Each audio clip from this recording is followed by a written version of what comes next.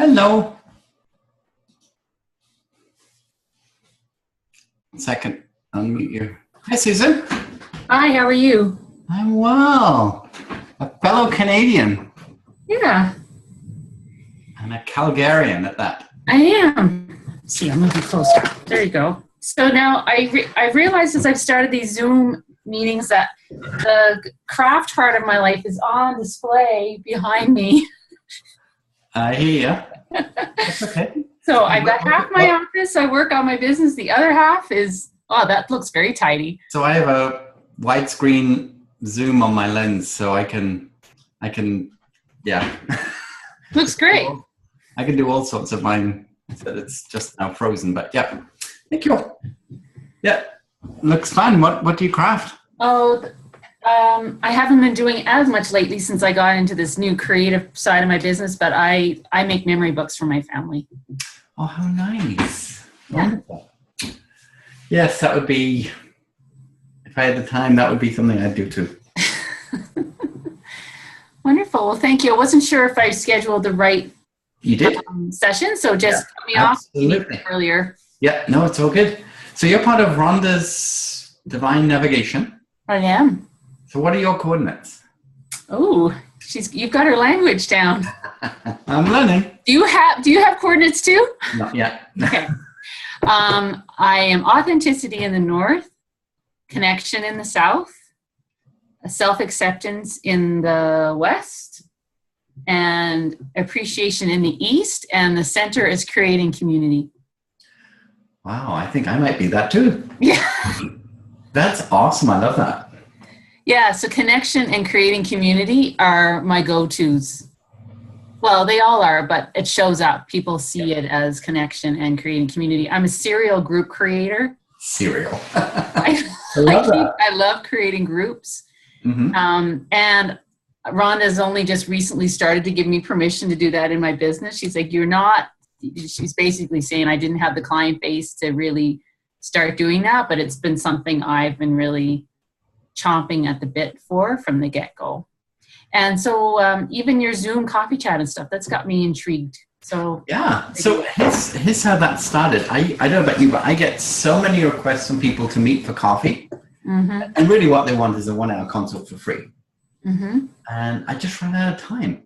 Mm-hmm. And I never wanted to be rude because I'm not one of these people that says no easily. But at the same time, I just really started to understand the value of my time, because it's not an hour, because you have to drive there, Yeah. You have to park, you have to pay, you have to get home. So quite often it could be 3 or 4 hours, realistically, if I wasn't doing other things back to back. And then a friend of mine had a blog, and he said on his podcast, what he started doing was he said, if you have a specific question that you want to ask me, and that's why we meet for coffee, what's the question? And generally they would have the right question. So, okay, great. If you've asked it, I'm sure other people need to know that too. I can't meet for coffee, but what I will do is I'll write a blog post and I'll post it and I'll send you a link, and then Shane, that is brilliant. And then I thought about it more. There's a lot of these group questions, and I'm all about creating community. I've had a meetup since like 2010. Mm-hmm. And I thought, why don't I host a virtual cup of coffee?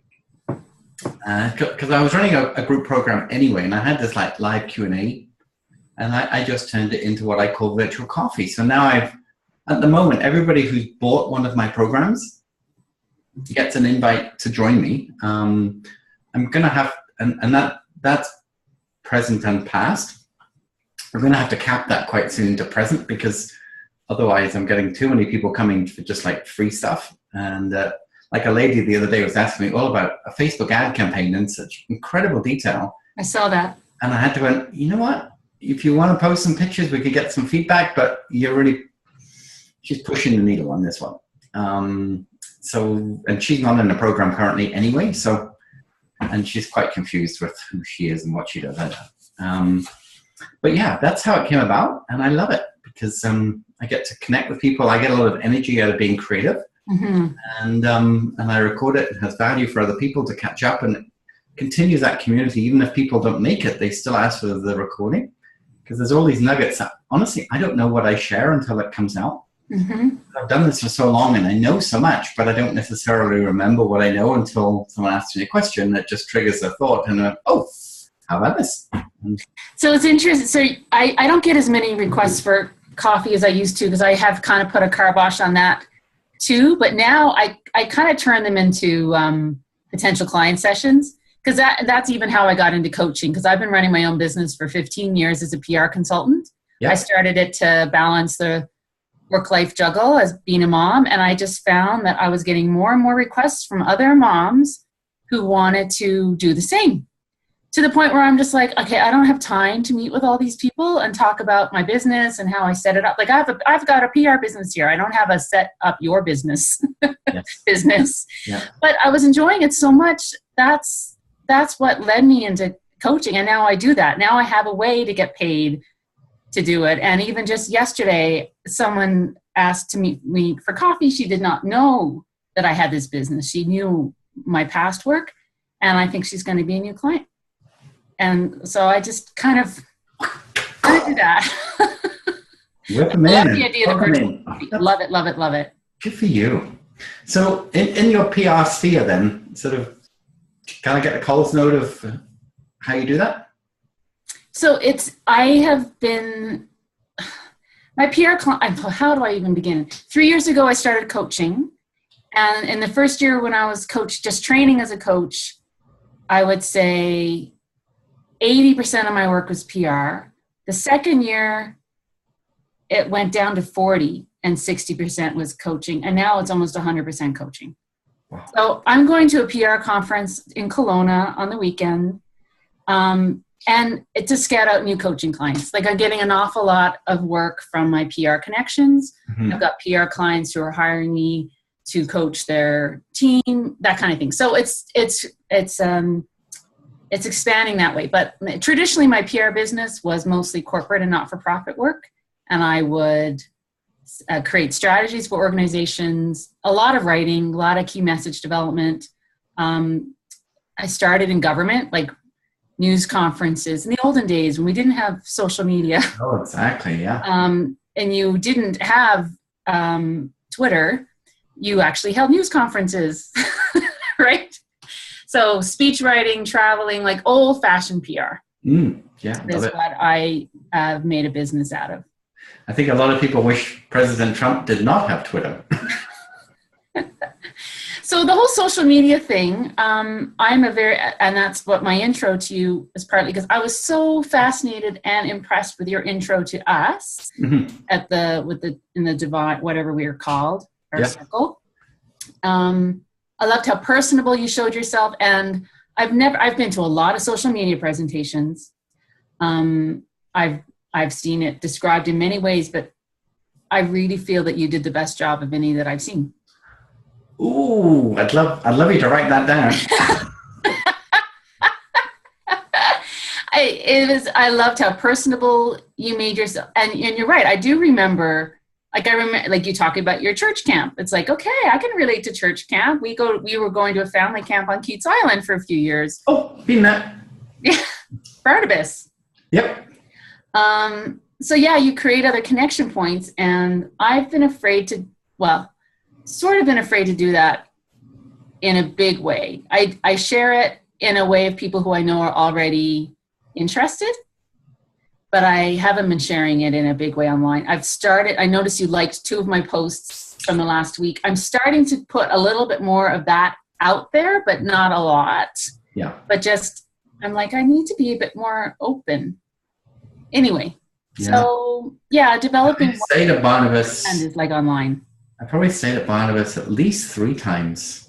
Rob Bentall, and I can see his wife's name, and I can't think of her first name. Kathy, yes. And my wife was, for 9 years, she was a children's pastor, and they do a very discounted retreat for pastors and spouses. Mm-hmm. That's what we went to, and it was awesome. I attribute one of my times at Barnabas as encouraging me to become a coach. One of the speakers, I mean, in the evening, the talk was on your personal gifts. Yeah. And I was just like, how can I do this? Like, I love this whole introspective thing, figuring out what charges you up, what you want to do with your life stuff. And I asked him, like, how can I start? He's like, I just didn't know where to start, but that's where the germ of the idea began. And I really feel that it happened there. Interesting. Yeah, I did the talk that I did for you guys. I did the following week in Orlando at a real estate investors conference, and I had a little bit longer. I had 90 minutes, I think, and I actually sold a workshop at the end of the course. I have a 5-week boot camp for people who don't really know social media too well to really get them to beyond beginners into intermediate within 5 weeks. And so I sold that, and one fellow bought a ticket for the workshop, and at the end of it, just happened to meet him in the doorway. He said, I do need the course, but he said, that's not why I bought it. I said, okay. He said, I get that you're a Christian, but what he said, what I didn't, I said, I've never seen this before, is you spoke so matter of fact about your faith and your family, and everything was just so intertwined, and you didn't make any excuses. It was just who you are, and it was so authentically genuine. I just went, I need to spend more time with this guy because I don't know how to share my faith like he did. And I said, did I really share my faith? And he went, did to me, because you said that when you had your accident, your kid's from Christian school, and you talked a little bit about this and that. But it was very obvious to me that that's who you were. And I said, I just got your vibe. And I went, I want to spend more time with that guy. And I was very touched by that because I don't hear that very often. And maybe I probably tweaked my course a little bit more around becoming a little bit more personable and vulnerable. But yeah, I mean, people just vote with the feelings, and I had somebody the other day who tried to get me to help them. And I honestly, it was so out there in the spiritual holistic field. I couldn't grasp it. And then I said, I'm sorry, but I don't think I'm the right match for you. I think what you do is fantastic, and I think it has real value for the people that you're dealing with. It's just not a sphere that I have a lot of experience in, and I don't think I could serve you well, because I didn't want to say I think you're completely off the planet, because she's not. She's just not on the same planet that I live on. And I couldn't, she's just too nice. And everything that, she just had this inane smile that everything was going to be wonderful. And it's like, but you have to work, You can't just expect the law of attraction to just bring everything to you and you just sit and be smiling and positive. And I don't think I can help you if that's how you think people are going to find you. And I didn't want to be like, but I had to be. I just said, I don't think we're a fit. So, but that's rare. Yeah. Well, that's very cool that he went up to you for that. Yeah, I was kind of touched. And I don't make a big thing of it, but I just find, you'll find this with your coaching too, is that people really buy you, and they buy the experience that you bring with the ability for you to be able to help them. And the more individual points that they find, sort of a kindred spirit to, the more they're comfortable about sharing. And I have any number of clients who are not Christian at all. I don't have many clients that I would say are atheists, I don't believe. But I certainly have a couple of clients who are in same-sex marriages and all sorts of unusual situations, which probably 5 or 10 years ago would have been unheard of. But it's just become a lot more mainstream. And I just look at the individual and what their story is, and if I can help them. And there's certainly no prejudgment on my point of view of like who they are. I mean, if they were into porn or something like that and they wanted me to help them, it was like, no, sorry. And that's a good question. I had someone the other day, not in my ideal client, right, but he was a friend of a friend, and I thought, okay, sure, I'll meet with you. And in this initial conversation, he talked about how he does weed, which is not a big deal, but I'm wondering, is he high right now? And how do I feel about coaching people who are high? You know what I mean? Like, that had not come up yet. I'm like, I don't know how I would feel about it. I didn't make him an offer to work with me. And I haven't heard from him again, but no. I was just like, I don't know how I feel about this. Yeah. But I just find now, I literally spend $0 on marketing. I might boost up the odd post here and there, but the opportunities to work with people is just coming in almost at a little pace. It's a little bit fast right now because I did 3 weeks of fairly big speaking engagements back to back. I ended up with actually more leads than that I almost know how to handle. But so you don't consider that marketing? I do, but in the traditional sense of, having a strategy that you pay for, then no, it's all organic. But yeah, it's very deliberately marketing, Yeah. from my perspective, and the way I write posts. Very much, I don't deliberately how can I get someone to hire me by what I say? I really don't do that at all, because I've got very much more of that help, don't sell philosophy. But my goodness, does it work? Yeah, cool. So you probably don't know a whole lot about me, but No, the crux of my coaching practice is helping women mostly. Yeah. I do have a few men on the roster, but their female bosses hired me to work with them. Helping mostly women figure out what's next in the context of their business, career, or life. So typically they're very success driven. They've had kids. They've probably just finished having kids and they're confused. They're like, okay. And that was me. So it's completely me 15 years ago. And some of them are thinking about starting their own business. Some of them just aren't happy in their jobs. And then I help them through figuring out who they are and turning that into something that they can be happy in every aspect of their life. And if it's starting a business they need help with, I'm just finishing up my first group program. So I've been madly working away on that today. And that's just to help people through creating a fulfilling business that is about balance too. So I'm not just about money or success for the sake of success or money. To me, success is when you've figured out I call it your personal balance equation. Oh, I like that. Yes, I like that very much. So that's what I do. And so I started that just because people were just showing up, wanting that from me. And I liked giving it. And I went through my own journey on that. And then along that journey, I met Rhonda. And yeah. So how did you meet Rhonda? We were on a sabbatical in New Zealand, my family and I. I had challenged myself to resign all my clients, which is a big deal for me, and focus on the kids while we were there. And my husband was studying their medical system. So I was a full-time mom. That was a big stretch for me. I'd always identified with work. Yes, I can imagine. So I sat down on a quiet moment and picked up an Oprah magazine. And one of my husband's and my dreams, we love Barnabas, we love retreats. Maybe someday we'll run a retreat center. I don't know. It's just something we've talked about ever since we've met. And there was something about a retreat center in Hawaii on this Oprah magazine. And I looked it up. And there was Rhonda giving a retreat on finding your purpose. And I wanted to know what my purpose was. So I contacted Rhonda and said, I don't know if I'll be able to go to your retreat, but I'd like to hear more about this. And that's when I worked with her initially on figuring out what I was meant to be up to. And and then she's very good at sales. She just keeps you. She is a smart, lovely lady. Yeah. So we've been together 4 years. Gosh. No, almost 5. Wow. That says a lot. Yeah, well, she's constantly, and this is what she teaches too, just stay one step ahead of your clients. Thing is, when I hired her, I had no intention of becoming a coach. I had no intention of creating online programming or group, none of this. So I do pause and think about that every now and then, but the core of my practice is in one-on-one, face-to-face coach. So I've since trained as a coach with the Coactive Coaching Program. CTI, I don't know if you're familiar with it. Mm-hmm, mm-hmm.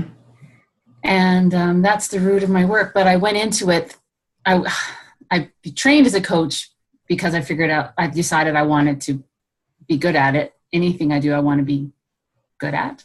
Yeah. So I knew who I wanted to reach before I trained as a coach. So I was kind of ahead of the game of a lot of my classmates who were just starting to get used to the idea of what this coaching was about. But I purposely went in there to get the skills as a coach so I could deliver the program I wanted to deliver.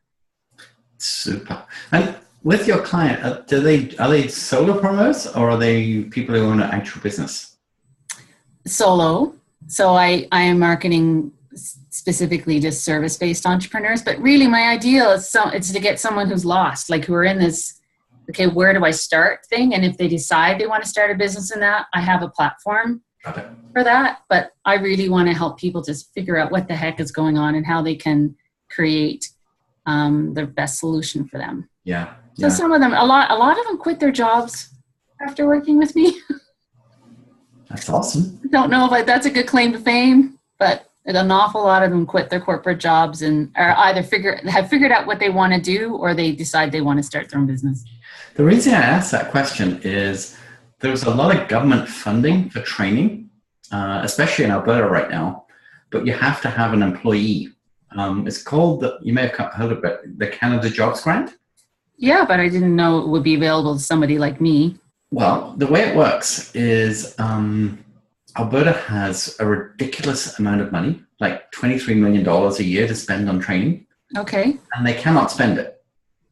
BC gets $5 million, Saskatchewan got $3 million, Alberta got $23 million. Okay. And when I spoke to them, they pretty much said anybody who applies who meets the criteria is approved. So I'm actually working with a company in Langford, near Calgary. Anyway. Langdon, maybe. Langdon? No, isn't that BC? No, there's a Langford anyway, whatever. It's okay, whatever. Near Calgary. And he has a safety training company, and it's just him and his son, but he wanted to expand. So he's hired a girl to do inside sales in their office based on this training grant. So you can get up to $15,000. So the government pay 10, the company pays 5. The only thing is you have to pay for it upfront and then be reimbursed. But I've written a training program that the bulk of our business really is training people. So I'm just thinking out loud, if you had clients that you wanted to bring your piece to that, but they also needed more of an expensive marketing program in terms of content marketing and social media, we could do something together and leverage this government funding. So suddenly, your high ticket price is way up there because you're selling 2/3 of it for free. And but they would need to have at least one employee as part of the mix. Neat. It's almost unlimited funding right now in Alberta for this year. Cool. Yeah. And it can be churches that they don't have to be for-profit businesses. It's so interesting. Like this St. Andrew's Presbyterian Church, which is just down the road, contacted me and hired me to work in PR with them. They are now a new coaching client. I now have 2 ministers who I am coaching. That's fantastic. Yeah. Not-for-profit. I love to work with I love to work with people who are passionate about what they do. Me too. Yeah. My original business in 2004, my tagline was making profits for nonprofits. Okay. Because I worked as a general manager for a nonprofit in the UK for a couple of years before I moved to Canada. And it's probably the most fulfilling role I'd ever had. It was a fairly traded charity, and I loved to do it. I had 70 staff who were all volunteers. And it was a very unusual situation with 16 partner churches that funded it. And I had so much fun doing it, and I really wanted to do more of it. So cool. That's why I set it up. And I did that for about 18 months before I took more sort of paid clients, because they're not for profits for a reason. And there wasn't a ton of money in the mix to be able to get paid anyway. So, but yeah, no, it's on my website under VIP if you look, and the grant's there. And my grant now is approved in Alberta, BC, and Saskatchewan. And it's all training. So it's about a full month course. And I can mix the curriculum. Right now I've got sales as a component, I've got content, and then social media. But we could, leadership and coaching is very much part of the mandate. So we could easily flip. If somebody didn't want the sales component, but they wanted more of the marketing and the storytelling, we could blend that together as well. Yeah, well, I'm not exactly following how it all fit together, but I'd have to take a look. That sounds great. Yeah. Yeah, I mean, when there's so much money available and people so the most is 15,000 that they can get, and they only have to put in 1/3. So the 5,000 coaching program, which is fairly normal, they can get basically trade it up to 15, but get a ton more stuff out of it. So you mean the solopreneurs that I'm working with? with They the would need to have an employee because officially they can be part of it, but it's really for not company owners, but to upskill their employees or to develop their business. So right. And it can't be, the only other thing is it can't be a direct family member. So they can't say, well, I'm hiring my son. Mm-hmm. That will not work. Or even son-in-law, because they're still deemed family. But anything beyond immediate family is okay. Okay. Yeah. I'd be totally interested in looking at that. It might be a great way of creating a very well-paid group program. Yeah. You are a businessman. What is it? It's pure as doves and as sharp as serpents or something? I don't know that one. So tell me, you're supposed to be selling to me now. Tell me about your various social media programs. I never sell. I just help. So we have this boot camp, which I told you about, which is like a 5-week kickstart program where we cover what we call the 5 E's of social media, which I touched on a little bit in the presentation. So predominantly engaging, which is what you're starting to do, and that's why I started to look at your stuff. After you engage with them, you've got to get into the entertaining side, so they've got to really enjoy your posts. Once you're engaging and entertaining, then the educate piece comes in, which is then you start to tell them who you are and what you do and the value that you bring. So it's very much a soft step journey. And then the fourth part is we empower them so that they get who you are, they're starting to get to know you, they see the value in what you do, and then that empowering is like, well, I could use that. That would work for me. I could help, And if you get those first 4 parts right, the 5th part is the excite, which is like, I can do this. I'm in it, So that's a 5-week course I teach. Very, very rudimentary sort of steps that work again and again.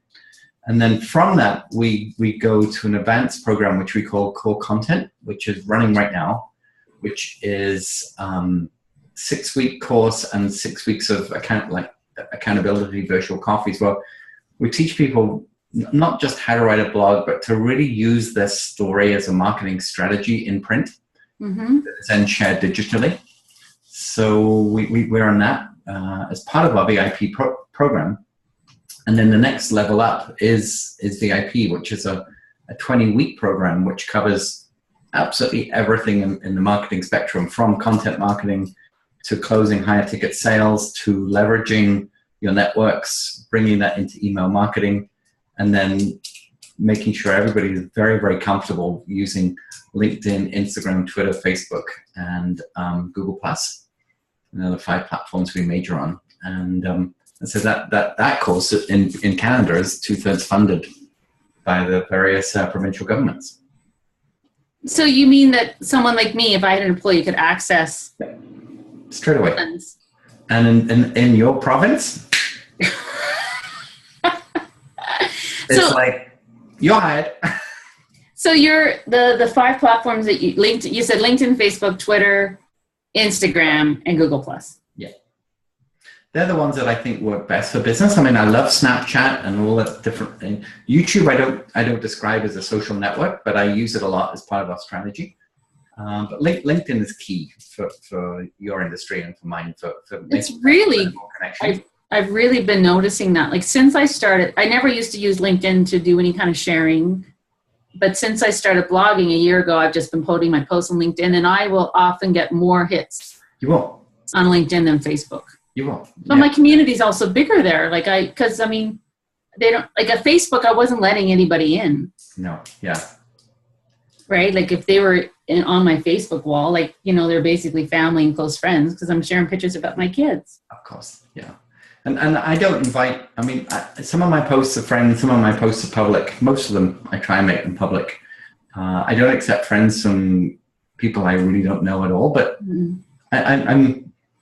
there's a horrible phrase, it's called being a Facebook slut, that you just accept. It's like, I am not that, but I'm a little bit lax on, especially when the birthdays come up and it's like, okay, who are you? Facebook friend, and I can't remember who you are, and that's kind of a little awkward. That happens to me on LinkedIn, but for the most part, like Facebook, you can just create categories, right, for sharing. You can, yeah, 3 different levels. So I do that. But the Facebook group is something that I've leveraged a lot, and I have about 7 different groups which are closed. So people can see the group exists, but they can't join it without my permission, and that's because they're paid groups. So the bulk of my training that I deliver online like this, the main communication channel is through a Facebook group. I don't know if Rhonda uses that route at all, but that's where I create that community. And I have all these mini tribes of Facebook groups now, which are awesome. She does have a closed group for anyone who's in a paid program. Yeah, and I find that to be working out very well, because somebody might ask a question and I may not be able to get to it for a few hours. And by the time I've gotten to it, somebody else in the group has already answered it. It's like, awesome. It runs itself. They're for each other in community, so that is terrific. So in terms of, so you don't work with people one-on-one, it's all on these kind of group Yes, no, I do. Yeah. I do. This is my lead generation wall. Oh my gosh. And everybody across the top is an active project that I'm working with one-on-one. The first set of orange are people for the next grant program for September in British Columbia. All the pinks down the middle are people that we actually do the social media for them. That next yellow section is joint venture partners. And then the far section is just people that I've met that I may do business with. And they're in various levels of conversation with me. But yeah, no, one-on-one is what I've always done. The group programs is what I've leveraged on top of that one-on-one. Uh-huh. Neat. I love it. Yeah. Very much a visual. I mean, I could have a spreadsheet and I have teamwork and I have a CRM and everything, but a little Post-it note on my wall, I just look at that and I remember who they are and what they do and how I put it there and where I met them, and it just, my visual cortex is stimulated by my Post-it notes. Yeah, I'm looking at my Post-it note wall here too. Oh, that's too funny. Depending on what I'm working on. Yeah. But yeah. And that's how I do it. And then I get to know somebody really well. In fact, like Rhonda, I know because we're in the same group, but I've never worked with her, but we will. She's on my wall right now. And she messaged me the other day and she said, you and I need to talk, but probably in about 3 months, because she's doing that house move and lots of other things that, uprooted her a little bit. But she said, I totally need your stuff and we will do business. So she's lower down the wall, her name's there, and I know in 3 months' time, because it's already on my calendar, we'll have a conversation. Some people call me up and say, okay, and you can almost see there's an urgency in the conversation, and it's almost like, so when can we start?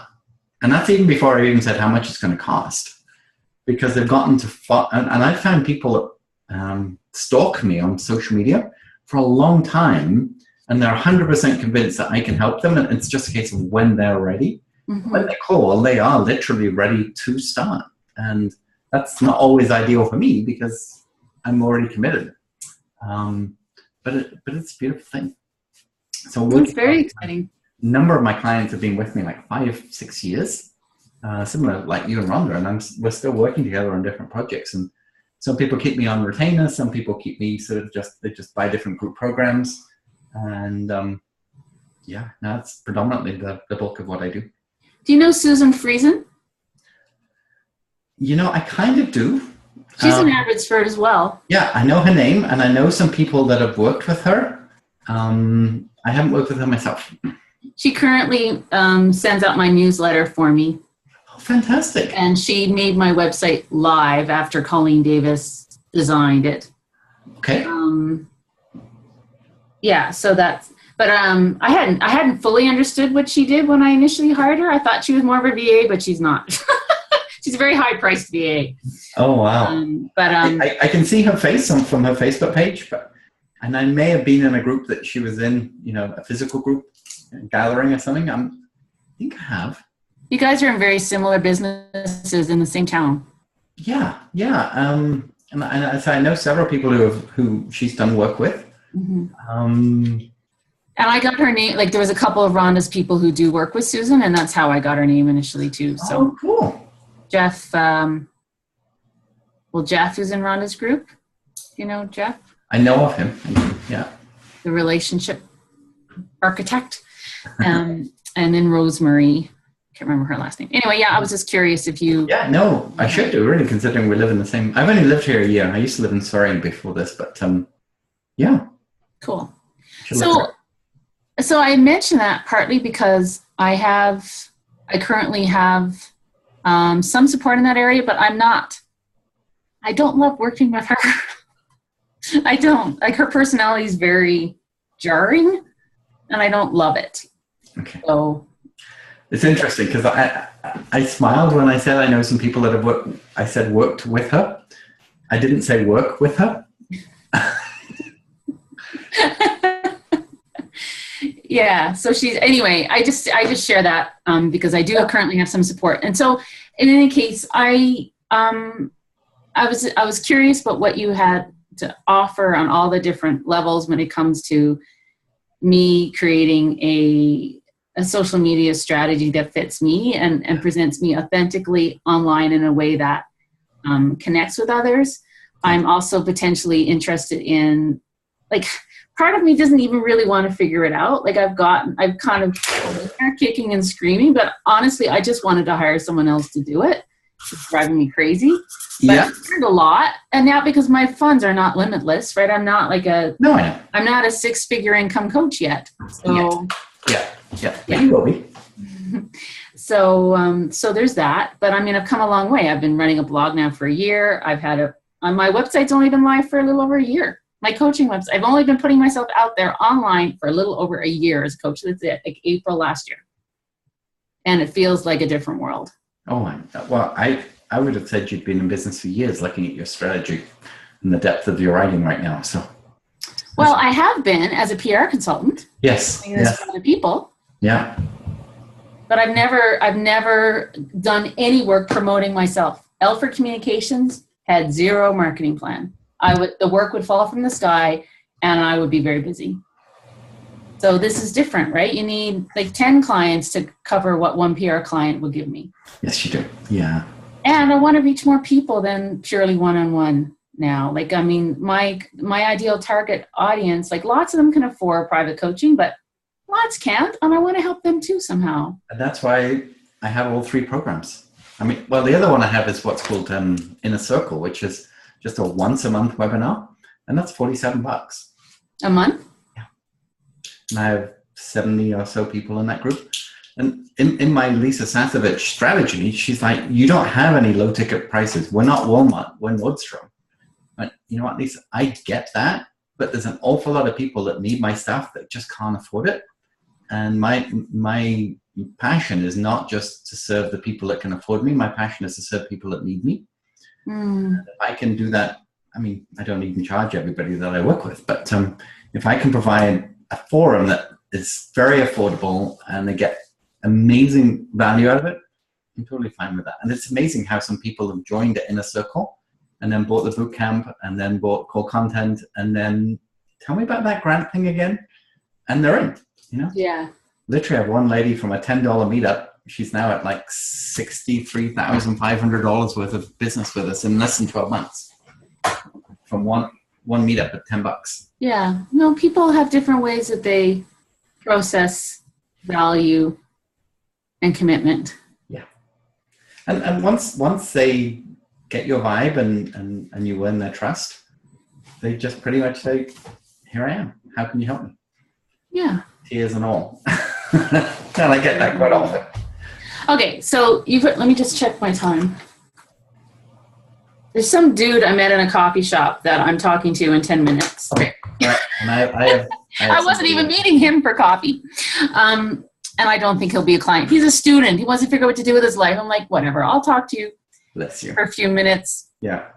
Cool. But what do you recommend for me, knowing what I'm looking for? Well, like what you can conjecture that I'm looking for. You know how to write know exactly what I'm looking for either.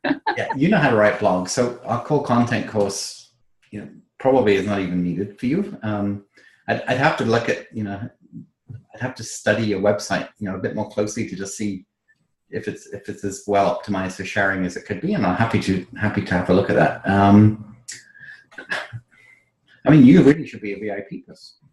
And if we could get you in if you could get you a 20-hour assistant who's local. I mean, they can't be a VA in the Philippines or anything. They have to be a physical person that you put on payroll, at minimum wage or whatever that might look like. That will qualify you to get $10,000 grant from the government. Because your business has to be you have to be in business at least 1 year, which you are. And then you have to have a registered business for tax purposes, which you have. Just that one piece and you need an employee anyway, because you're paying Susan probably way too much for somebody who could be very easily taught to do that locally. Yeah, totally. And now that I know and that's part of my rub with her, is I started just by saying this is what I need, and then she'd always challenge me with what I said I wanted, and then she said, but actually I charge $200 an hour for that advice, and you're not paying that, so I'm actually not going to tell you what to, like, it's just like, okay, this is driving me crazy. Don't tell me you don't agree with what I'm doing and then not tell me what you recommend because I'm not paying you for your recommendations.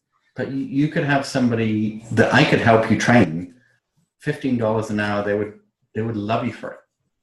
Yeah, I would love to find a local. That's a great idea. I'd love to, and that's exactly where I need to go. I would love to find a local assistant who could also help me with. I'd like to start doing live workshops, like locally. Who could help me on the ground here. I'd like someone here. Yeah, could totally do that. And then we nominate them as a trainee. You can be both part of it, and then I empower them to really serve you best and give them all the ninja tricks that you'll need to maximize your social media using LinkedIn Pulse. Is it MailChimp you use right now, or what program do you use? GetResponse. GetResponse. Okay, perfect. But I thought LinkedIn Pulse disappeared. Susan told me it disappeared. Or LinkedIn was doing, and that's my current rub with her. I'm like, I wasn't liking what she was doing with LinkedIn. Well, I'm like, LinkedIn company pages are in beta right now. So, but the LinkedIn Pulse is like its biggest attribute right now. Because I was publishing on LinkedIn Pulse every 2 weeks, and then she stopped, and I was like, well, what the heck are you doing? This just looks like I'm posting this over and over and over. It's the same material. Like, stop. Anyway. I'm 95% sure I'm right. Because we just did a LinkedIn workshop like 3 weeks ago on Inner Circle, and that was a big part of it, about what's new at LinkedIn. We certainly didn't cover that LinkedIn Pulse. No, I did one last week for a client. No, absolutely not. No. Second guessing myself. I'm sure I'm right. Okay. So if I need to create a job description for my 20-hour-a-week assistant. I already could send you that. Okay. We've just done it for a couple of people. Yeah. Okay. And then we would both be in your program. Yep. We apply for government funding. We would start in September. Yep. And we would really beef up my presence online in a way that works well for me, and I've got a year of content now on a blog, so I've got lots of good starting stuff. Yeah. The funny thing about my blog is I just write what I feel like. Like if I were to teach someone to create a blog, I wouldn't do it the way I'm doing it. No. Yeah. Yeah, you're just randomizing your thoughts and putting them out there, which is awesome. Now your blog's very good. Thank you. And you can see that you have a really good skill for writing and capturing that. So, no, you're good. You're totally good. Yeah, let me put some pieces together for you. Thank you. And that's it. The only thing with the Alberta grant is that you have to pay for it in advance. And it takes about 30 days or so to get reimbursed, from what I understand. Because they actually want to see the check cleared. They want to see the back of the check stamped to make sure it's like, well, you can do it by credit card too, which is great for points. And they'll take the credit card receipt. And then they reimburse you 2/3. Well, that timing works well for me too. Beautiful thing. So that would be cool. Oh, yeah. So I will. So what am I looking? I'm going to your website, looking under VIP, and I'm investigating the grant. A couple of PDFs that you can follow through, but yeah, and that's pretty much the grant. But I can tailor it a little bit more for you, and I'll show you this job description as well. Wonderful. Wow. And then we should look at how we could create your group program for, say, Albertans, and how you could, or maybe with something we could do together around facilitating a group program using the grant for other businesses if they got employees. And those churches would be ideal, straight out the gate. Yeah, well, this church, their issues are more to do with I don't even know. I'm just like, you guys are stretching me. It's not my core business, but it's a mix of my PR and my coaching work. Yeah. Wow. Love it. My goodness. It was me just thinking we were just going to have a nice little chat. There you go. Wonderful. Okay. Well, thank you so much for your time. I really feel like I already know you, even though I was as part of a group presentation, and that's one of your gifts. And I would like to be able to also have that with others. I'm with you. We'll make it happen. Thank you, Jonathan. Talk to you soon. Okay. Bye. What's your husband's name, by the way? His name's Rod Alford. Awesome. Okay. Okay. Talk to you soon. Bye. Bye.